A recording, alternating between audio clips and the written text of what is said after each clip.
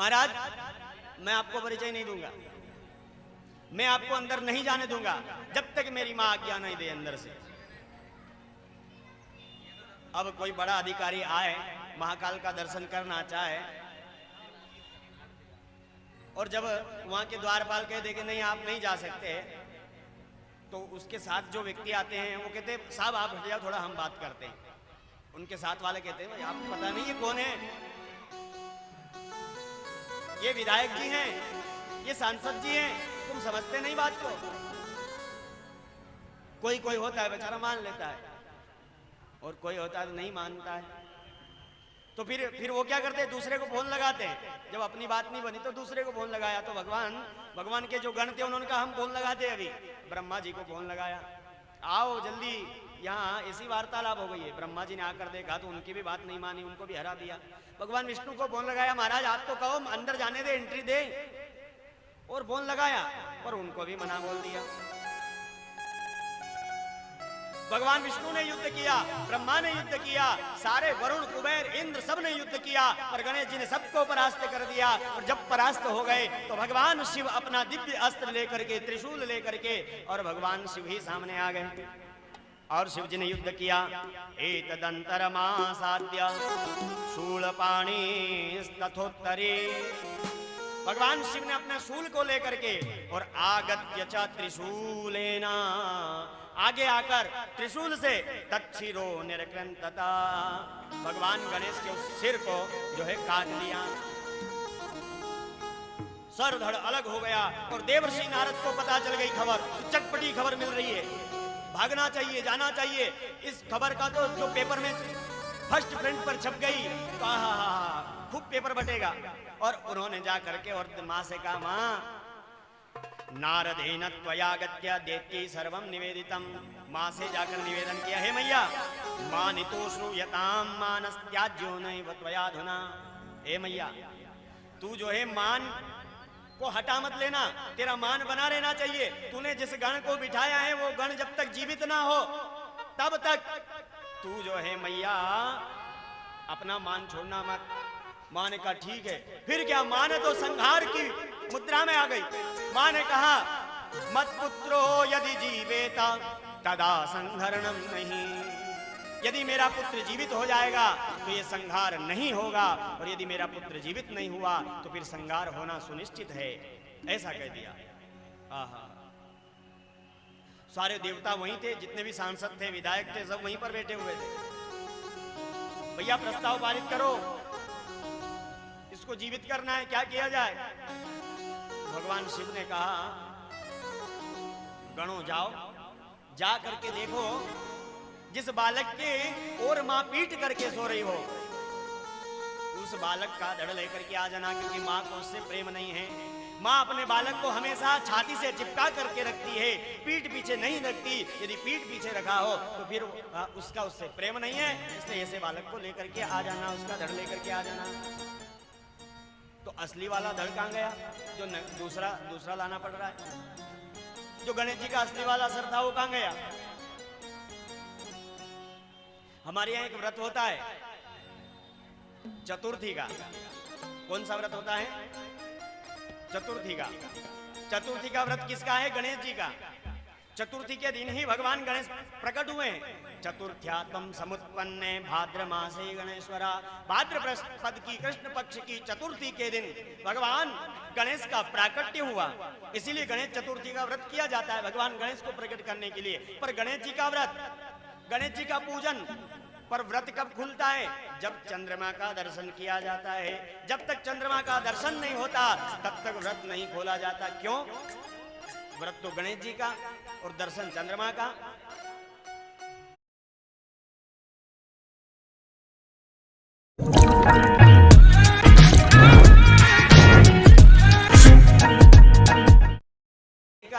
और दर्शन चंद्रमा का। बोले भैया जो भगवान शिव ने जब त्रिशूल से उस सर को धड़ से अलग किया तो इतना जोर से, जब कभी आपने क्रिकेट खेला हो तो देखना कोई बॉल सामने से आती है और जब छक्का पड़ता है तो बॉल ना जाने कहां जाती है भैया। तो ऐसे ही भगवान शिव ने जब त्रिशूल से उस धड़ को अलग किया तो वो धड़ सीधा चंद्रमा में चला गया, क्योंकि ब्रह्मांड की पूरी शक्ति उसमें लगी हुई थी, भगवान की दिव्य शक्ति, भोलेनाथ की दिव्य शक्ति। और भोलेनाथ यदि कोई ऐसा कार्य करेंगे तो कितना दूर जाकर के गिरेगा वो। तो भैया इतनी जोर से जब जोर लगाया तो वह धड़ जो था वह चंद्रमा में जाकर के और छुप गया। तभी से भगवान गणेश जी का व्रत चतुर्थी का किया जाता है और दर्शन चंद्रमा का किया जाता है। क्यों? क्योंकि असली वाला सिर वही है गणेश जी का, उसका दर्शन होने के बाद ही व्रत खोला जाता है, उसका दर्शन के बाद ही पूजन किया जाता है, असली वहां रहे। इसीलिए चंद्रमा का दर्शन। अब दर्शन तो सब करते हैं पर मालूम पता नहीं। तो चंद्रस्योदयने शुभे, गणेश जी का एक नाम है चंद्रभाल। क्या नाम है गणेश जी का? चंद्रभाल। चंद्रभाल इसीलिए गणेश जी का नाम है क्योंकि गणेश जी उसके भाल जो है चंद्रमा के भाल में निवास करते हैं, इसलिए चंद्रभाल नाम है उनका। तो असली सिर तो वहां चला गया। अब दूसरा हाथी, एक दांत वाला हाथी था, उस हाथी का धड़ लेकर के आए। भगवान ने कहा प्रभु क्या करें? बोले इस मुख को इस धड़ पर फिट कर दो। और पहला सर्जन, विश्व का पहला सर्जन भगवान ने यह सुंदर कार्य किया, उसको जोड़ दिया, जॉइंट कर दिया और ऐसा मंत्र फूका कि उसमें प्राण आ गए। मां ने कहा मेरा बालक तो जन्म ले लिया है, परंतु अस्मिन् पूजिते देवो पर पूजा कुता यदि तस्यैवा सकला सिद्धिर भविष्यति न संशया। मेरे बालक को सभी गणों का अध्यक्ष बनाओ और सबसे पहले इसकी पूजा हो, ऐसा प्रस्ताव पारित करो। सब लोग तो वहीं थे, सभी देवता तो वहीं थे, सभी सांसद तो वहीं थे, तो प्रस्ताव पारित करने में कितनी देर लगती? सबने कह दिया सर्वाध्यक्ष, ये सभी को अध्यक्ष हैं, सभी गणों में ये पति हैं, इसलिए इनका नाम गणपति पड़ गया। बोलो गजानन गणपति महाराज की। सभी गणों के पति हैं, अधिपति है भगवान गणेश, सभी गणों के पति बन गए। सबसे पहले कोई भी कार्य होता है तो भगवान गणेश का ही पूजन किया जाता है। जो भगवान गणेश का पूजन नहीं करता और उससे पहले यदि कोई दूसरे देवता का पूजन कर लेता है तो कहा है अस्मिन् पूजिते देवा पर पूजा कुता यदि भगवान गणेश की पूजा नहीं की और पर की पूजा कर ली तो तदा तत्फलम हानि, तो इस पूजा के फल में हानि हो जाएगी। और स्यान्न तत्र कार्य विचारणा, वो कार्य सिद्धि की ओर नहीं जा सकता। किसी को सिद्धि चाहिए तो भगवान गणेश का ही पहले पूजन करना चाहिए, उसी के बाद किसी भी साधना में लगना चाहिए तो उसकी साधना सिद्ध होगी। क्योंकि भगवान गणेश का नाम है सिद्धि विनायक, भगवान सिद्धि प्रदान करने वाले हैं। गणेश का एक नाम है विनायक। विनायक का अर्थ होता है जिसका कोई पिता नहीं, जिसका कोई नायक नहीं, वही विनायक है। ऐसे भगवान गणेश जी हैं। बोलो विनायक भगवान की। आज भगवान गणेश जब सामने दिख गए तो मां प्रसन्न हो गई। मां ने गणेश को देखा, कहा इसका नाम होगा गजानन। मां ने नाम रखा है, अपने बेटे का नाम मां रख रही है। मां कह रही बेटा तेरा गज का आनन है। आनन कहते हैं मुख को। हम आरती में गाते हैं ना, एकानन चतुरानन। एकानन कहते हैं कि एकानंद कहते हैं? एकानन चतुरानन। एकानन विष्णु भगवान, चतुरानन ब्रह्मा जी और पंचानन साक्षात शिव जी। तो एकानन चतुरानन पंचानन राजे। आनंद कहते हैं मुख को। और हम लोग जयकार लगाते तो क्या बोलते? बोले गजानंद। तो गजानंद सही कि गजानन सही है? सही है गजानन।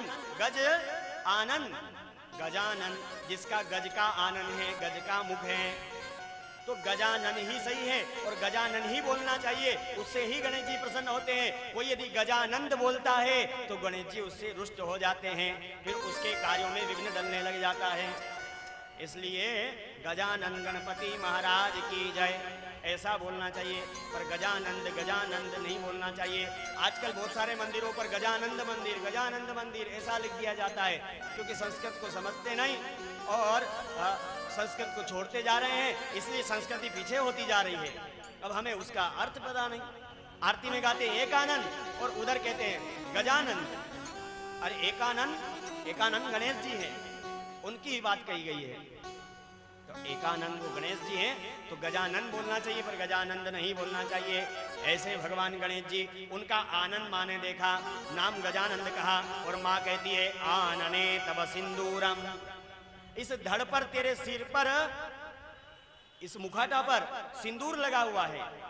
आनने तव सिंदूरम, आनंद कहते हैं मुख को, आनने तव सिंदूरम दृश्यते सांप्रतम, यदि तेरे इस मुख पर मुझे सिंदूर दिख रहा है, इसलिए तस्मात् त्वं पूजनीयोऽसि सिंदूरेण सदा नरा। दुनिया के सारे लोग बेटा तुझे सिंदूर से पूजेंगे, और जो भी सिंदूर से तेरा चोला चढ़ा देगा, कभी भी भगवान गणेश जी को चोला चढ़ाए, हनुमान जी को चोला चढ़ाए, देवी माँ को चोला चढ़ाए, तो ऊपर से नीचे चोला चढ़ाना चाहिए, नीचे से ऊपर कभी चोला नहीं चढ़ाना चाहिए। ये चोले की महत्वता है, ऊपर से नीचे आता है। पैर की चीज ऊपर पे नहीं आती, सिर पर नहीं आती। और यदि ऐसा करना है, नीचे से ऊपर ले जाना, तो वो एक अलग कार्य के लिए होती है ऐसा चोला। तो जब भी भगवान को चोला चढ़ाए, अपने घर में भी गणेश जी की यदि मूर्ति हो, विग्रह हो, तो ऊपर से नीचे की ओर चोला चढ़ाना चाहिए। हमारे घर में कौन सी गणेश जी की मूर्ति रहती है? श्वेतार्क गणपति। श्वेतार्क गणपति जो आंकड़े में से प्रकट होते हैं, उन श्वेतार्क गणपति को लोग घर में रखते हैं और उनका पूजन निजन करते हैं। गणेश पुराण में क्रीड़ा खंड में इसकी सुंदर कथा आती है। उसमें कहा गया कि एक औरव नाम के ऋषि थे, उनकी एक पुत्री थी शमी, और उन्होंने धौम्य ऋषि के पुत्र मंदार से उसका विवाह किया। गणेश पुराण का क्रीड़ा खंड 34वां और 35वां अध्याय। उन्होंने औरव ऋषि के पुत्र धौम्य से विवाह किया, और जो है मंदार से विवाह किया। मंदार जो है अपनी पत्नी को लेने ससुराल पहुंचा। जब लेकर के जा रहा था, तो बीच में ब्रसुंडी ऋषि का आश्रम मिला। ब्रसुंडी ऋषि भगवान गणेश जी के भक्त हैं, और गणेश जी जैसा इनका स्वरूप है। इन्होंने गणेश जी को प्रसन्न करके गणेश जी से कहा, आप जैसा मेरा भी स्वरूप बन जाए, और इनका स्वरूप भी गणेश जी जैसा बन गया। और एक दिन की बात है, ये मंदार शमी को लेकर ब्रसुंडी ऋषि के आश्रम में पहुंचे, और पहुंचे तो देखा ब्रसुंडी ऋषि, जिनकी एक सुंड है, देखकर हंसने लगे। कुछ देर तो ऋषि चुप रहे, पर दोनों बार बार हंसने लगे। तो कह दिया, जाओ दोनों वृक्ष बन जाओ, देवी तू शमी का वृक्ष बनेगी, और मंदार तू मंदार का सफेद आंकड़े का वृक्ष बनेगा। ऐसा श्राप दे दिया। जब बेटा बहू को लेकर नहीं आया, तो और ऋषि पहुंचे धौम्य के पास। धौम्य ऋषि भी गए, दोनों ने जाकर के और गुरुजी से पूछा, गुरुजी हमारे बालक यहाँ आए। शौनक जी ने कह दिया, आपका बालक तो यहाँ से चला गया, नहीं आया। तब ये ब्रसुंडी ऋषि के आश्रम में पहुंचे। जाकर देखा कि महाराज हमारा बालक आए थे, हमारी बेटी आई थी। कहा हाँ आए तो जरूर थे, पर महाराज वो दोनों मुझे देखकर हंस रहे थे, इसीलिए मैंने उनका जो है श्राप दे दिया कि ये देवी शमी ऐसा वृक्ष बनेगी जिस पर कोई भी पशु पक्षी नहीं बैठेगा, इसमें कांटे लगे हुए होंगे। और मंदार ऐसा वृक्ष बनेगा जिसको कोई पशु पक्षी नहीं खाएगा। ये आंकड़े का वृक्ष बन गया, मंदार वृक्ष बन गया। अब भैया श्राप दे दिया। और ऋषि ने कहा, मैं तो मेरी पुतनी से बहुत प्यार करता हूं, कैसे भी इन्हें मुक्त करो। कहा मैं तो कुछ नहीं कर सकता, पर मेरे भगवान गणपति को मैं बुलाता हूं। और ब्रसुंडी ऋषि ने भगवान गणेश को प्रकट किया। गणेश जी से कहा, महाराज आप कृपा करें और यह कार्य सिद्ध करें, कुछ तो करिए। तब कहा कि ऐसा है भैया, गणेश जी कहते हैं कि मैं इन्हें मुक्त तो नहीं कर सकता, पर इनको आशीर्वाद दे सकता हूं। इस शमी वृक्ष को यह आशीर्वाद देता हूं कि शमी वृक्ष को है जो पत्ते हैं वह कोई भी शिवलिंग पर चढ़ा देगा, शिवजी पर चढ़ा देगा, तो 100 बिल पत्र चढ़ाओ और 1 शमी पत्र चढ़ाओ, बराबर है। इतना महिमा है शमी पत्र की। और मंदार वृक्ष का जो फल होता है, पुष्प होता है, वहां यदि कोई भगवान शिव को चढ़ाएगा तो शिव उससे अत्यंत प्रसन्न होंगे, इसलिए शिव जी को यह चढ़ाया जाता है। मंदार पुष्प बहु पुष्प सुपूजिताय तस्मै मकाराय नमः शिवाय। पंचाक्षर स्तोत्र में भी इसकी महिमा। तो भैया ऐसा वरदान दे दिया और कहा जब ये श्वेतार्क, ये जो आंकड़ा है, ये मंदार है, ये जब 21 वर्ष हो जाएंगे उसके बाद इसके भीतर से, इसकी जड़ में से, इसमें से एक ऐसी आकृति उत्पन्न होगी जो भगवान गणेश जी की आकृति होगी और वह मेरी आकृति होगी। और श्वेतार्क गणपति को कोई भी अपने घर में रखेगा तो वो सुख संपत्ति से भरपूर रहेगा, धन धान्य से भरपूर रहेगा। हर बुधवार के या महीने में एक बार भी यदि बुधवार के दिन भगवान गणेश जी को, श्वेतार्क गणपति को अपने घर में चोला चढ़ा करके रखेगा तो उसके घर में कभी संपत्ति की कमी नहीं आएगी, उसके घर में कभी लड़ाई झगड़ा नहीं होगा, घर में प्रेम बना रहेगा। इसलिए श्वेतार्क गणपति को अवश्य रखना चाहिए, मंदार वृक्ष की पूजा करना चाहिए, ऐसा कहा गया। ऐसी महिमा है भगवान गणेश जी की जो श्वेतार्क गणपति के रूप में भी प्रकट होते हैं।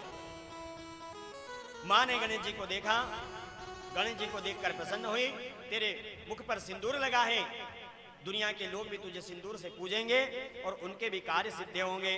तस्य वै सकला सिद्धिर भविष्यति न संशयः, इसमें कोई संशय नहीं है।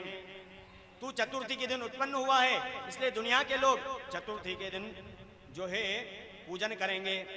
और मार्गशीर्ष मास की रमा वही चतुर्दशी, मार्गशीर्ष की रमा चतुर्थी के दिन तेरा ये सिर लगा है, इसलिए वह संकट मोचनी है। और उस दिन कोई तेरा पूजन यजन करेगा तो उसके संकट के मोचन तू करेगा। इस प्रकार से भगवान गणेश का चरित्र गाया गया।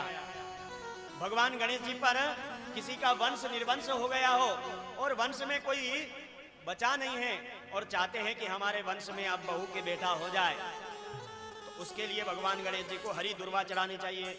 दुर्वा एक ऐसा प्रयोग है भैया कि 50 साल भी यदि आप उखाड़ करके और किसी थैले में भर करके रख दो और उसके बाद भी यदि जमीन पर दुर्वा को पटक दो तो वो पुनः जीवित हो जाएगी, पुनः हरी भरी हो जाएगी। ये दुर्वा का वैशिष्ट्य है। ऐसे ही जिसका वंश निर्वंश हो गया है, 50 वर्ष भी हो गए हैं, उसके बाद भी बालक नहीं हुआ है, और यदि कोई गणेश जी को हरी दुर्वा चढ़ाए और गणेश जी से प्रार्थना करे तो उसके घर अवश्य संतान प्राप्त होती है। इतनी हरी दुर्वा की महिमा है।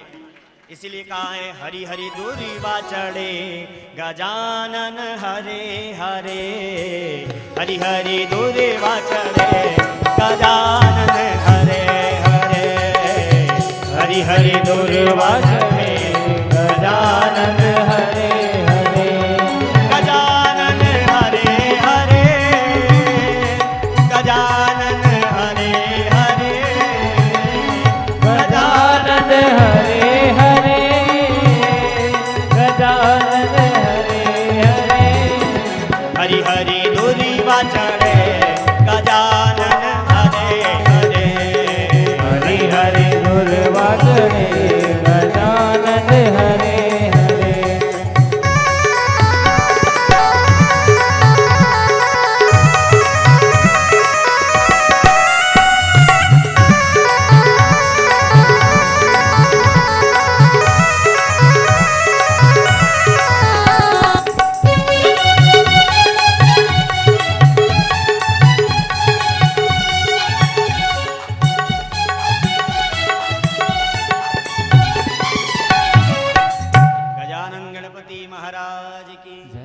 भगवान गणेश को यहाँ दिव्य हरि दुर्वा चढ़ानी चाहिए। 3 पत्ते वाली या 5 पत्ते वाली भगवान गणेश जी को दुर्वा चढ़ानी चाहिए। लोग जो है पूरी ले लेते हैं और ऐसे ही चढ़ा देते हैं, ऐसा नहीं चढ़ाना चाहिए। जिसमें 3 पत्ते ऊपर ऊपर वाले वो अच्छी दुर्वा है। 108 दुर्वा की माला बना करके एक धागा लो, उसमें दुर्वा पुराओ, दूसरे में पुराओ, तीसरे में, ऐसे 108 दुर्वा बना करके भगवान गणेश जी को माला पहनानी चाहिए। जो भगवान गणेश जी को माला पहनाते रहते हैं, जो दुर्वा से भगवान गणेश जी का अभिषेक करते हैं, दुर्वा का रस बना लिया, उस रस से भगवान गणेश का अभिषेक किया, भगवान विष्णु का अभिषेक किया, तो उसकी वंश की वृद्धि होती है। जिस व्यक्ति की जो है कोई कामना पूर्ण नहीं हो रही है तो उस व्यक्ति को 1000 मोदक बना करके भगवान गणेश जी का, गणपति अथर्व शीर्ष से भगवान गणेश जी का हवन कराना चाहिए। भगवान गणेश जी उस व्यक्ति की वह कामना पूर्ण कर देते हैं। किसी की नौकरी इत्यादि नहीं लग रही हो तो उस व्यक्ति को भगवान गणेश जी को साल भर में एक बार अवश्य 1000 मोदक से हवन करना चाहिए। यह सुंदर बात कही गई है। फिर कहा स्वयं चैव ततो भुंज्यार मधुरम लवणम बिना। कोई चतुर्थी का व्रत करे तो बिना नमक का व्रत करना चाहिए, उसमें नमक इत्यादि नहीं खाना चाहिए। अब गणेश जी जो है बड़े हो गए, बस 5 मिनट के बाद में जो है कथा विश्राम करेंगे भैया, क्योंकि समय की व्यवस्था है ना। आज सवारी का दिन है, महाकाल जी आने वाले हैं कुछ ही क्षणों में, तो 5 मिनट में कथा को विश्राम करेंगे। आज जो है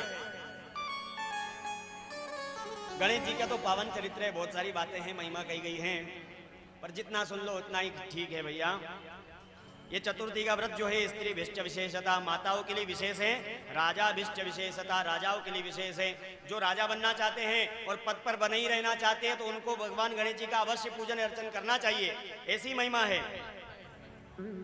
आज जो है दोनों बालक कार्तिक जी और गणेश जी विश्राम कर रहे थे, और हुआ ऐसा कि माता पिता विचार कर रहे थे कि अब हमारे बालक जो है बड़े हो रहे हैं, इनका विवाह कर देना चाहिए। ऐसा सोच रहे तो दोनों वार्तालाप कर रहे, पर पुत्रों ने सुन लिया।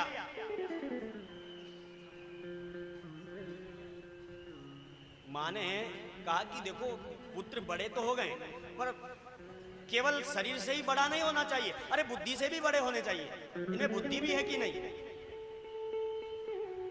दोनों बालक आ गए, दोनों कहने लगे पिताजी पहले हम विवाह करेंगे, पहले हम विवाह करेंगे। शिव जी ने कह दिया देखो बेटा, विवाह उसका होगा जो बुद्धि में बड़ा होगा, हम आयु से बड़ा बड़ा नहीं मानते। अरे धन वृद्धा बल वृद्धा आयु वृद्धा तथैव च ते सर्वे ज्ञान वृद्धाश्च किंकरा शिष्य किंकरा। कोई धन में बड़ा होता है, कोई बल में बड़ा होता है, कोई आयु में बड़ा होता है, पर ते सर्वे ज्ञान वृद्धाश्च, ज्ञान में वृद्ध है वही बड़ा कहा जाता है। इसलिए तुम दोनों में जो ज्ञान में बड़ा होगा, बुद्धि में बड़ा होगा, उसी का विवाह कराया जाएगा। कैसे? बोले सारी पृथ्वी की परिक्रमा लगाकर जो आ जाएगा प्रथम में, वही बुद्धिमान कहा जाएगा, शीघ्रता से आ जाएगा, उसका ही विवाह कर दिया जाएगा। बिल्कुल ऐसा ही होगा। मयूर पर बैठ करके और श्री कार्तिक भगवान चल दिए यात्रा के लिए। गणेश जी ने कहा अपना तो वाहन चूहा है, अब चूहा वाहन कैसा बना गणेश जी का? गणेश जी का जब जन्म उत्सव हुआ ना तो सब देवता नृत्य कर रहे थे, तो एक क्रौंच नाम का गंधर्व आकर नृत्य कर रहा था, तो वामदेव ऋषि की दाढ़ी में हाथ पहुंच गया नृत्य करते करते। वामदेव ऋषि ने कहा मूर्ख कहीं के, चूहा जैसा उछल कूद करता है, तुझे शर्म नहीं आती?